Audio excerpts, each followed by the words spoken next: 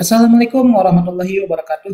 Kali ini Coba Belajar Channel akan menjelaskan cara verifikasi data riwayat pendidikan. Saya ingatkan kembali untuk masuk ke halaman verifikator, silakan akses di halaman SISN instansi bkin.go.id dengan akun yang sama dengan akun MySPK. Langsung saja ke topik utama, data pendidikan.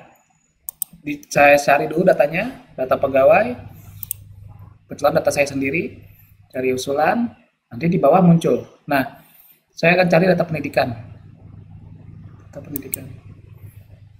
Yang perlu diperhatikan dalam verifikasi data pendidikan adalah apakah ini data pendidikan pegawai yang lama atau yang baru.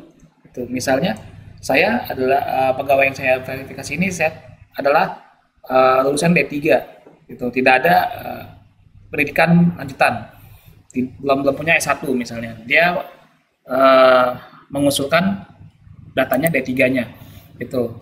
Nah, ini sekali lagi cara verifikasi adalah lihat datanya dulu, apakah masih ada yang kosong, dan lihat dokumen pendukungnya.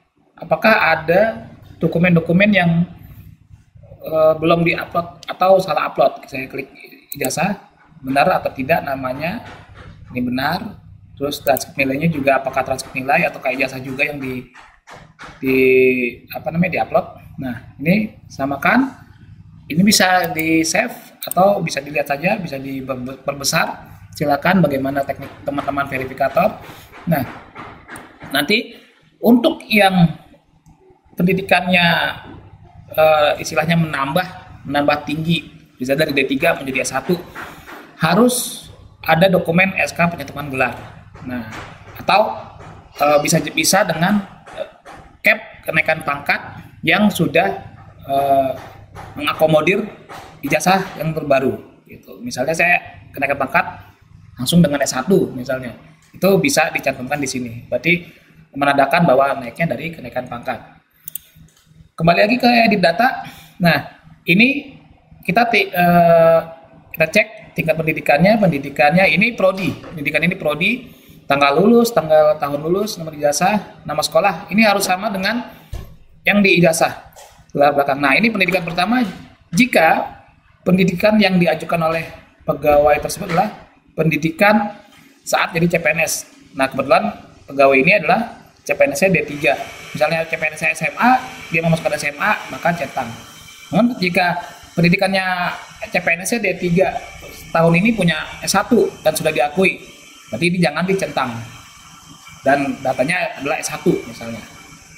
Jadi ini sangat penting untuk koordinasi dengan pegawai, apakah itu jabatan apa pendidikan ini yang terakhir, dan apakah ini pendidikan pertama. Oke, saya cek dulu data saya. Ini data pegawai yang saya cek, kebetulan data saya cek, oke benar. Maka saya cek ininya, dokumennya juga sudah terupload semua. Karena saya tidak ada penyatuan gelar, maka tidak apa-apa, tidak upload. Oke, tinggal klik selanjutnya. Nah, ini resumenya selanjutnya. Nah, untuk data pendidikan, misalnya tadi datanya pegawai tersebut punya S1, namun belum ada penyatuan gelar atau SK PNS atau SK PNS, SK kenaikan pangkat, atau tidak ada dokumen-dokumen yang menyatakan bahwa pendidikan terbarunya tersebut diakui, maka bukan ditolak, yang ditolak. Jadi kembali lagi ke datanya sini, perbaiki menjadi data pendidikan yang sebelumnya.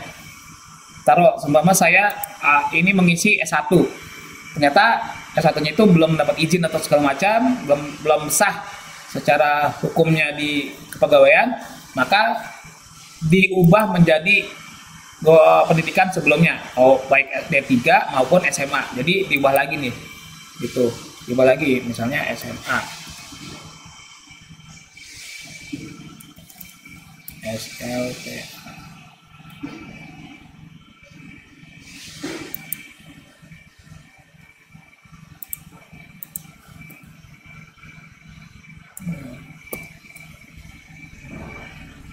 SLTA, terus ini apa, isi lagi semuanya, dan minta lagi data pendidikan yang sebelum S1-nya diakui. Setelah diisi, simpan, lalu lanjutkan, terus selanjutnya lanjutkan, baru diterima.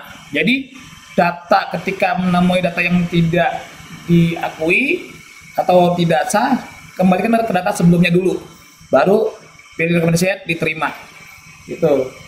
Kecuali kalau seumpama memang pegawai tersebut tidak bisa konfirmasi dan tidak mau merubah gitu, dan dia tidak punya data sebelumnya, itu bisa ditolak catatan rekomendasinya tadi, ijazah atau pendidikan terbaru belum diakui oleh Kepegawaian atau BKN gitu. Jadi silakan menggunakan pilihan tolak untuk hal-hal yang sangat tidak bisa diterima gitu. Namun kalau misalnya pegawainya tersebut bisa diperbaiki datanya, silakan diperbaiki dulu baru diterima di sini. Ini saya harusnya klik terima dan klik kirim, karena ini masih dicoba, saya tidak jadi klik kirim. Saya close, dan nanti data di sini akan hilang setelah saya refresh. Baik, saya rasa cukup sampai di sini penjelasan tentang verifikasi data pendidikan.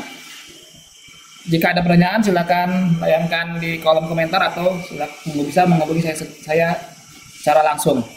Selamat menjalankan tugas para verifikator. Wassalamualaikum warahmatullahi wabarakatuh.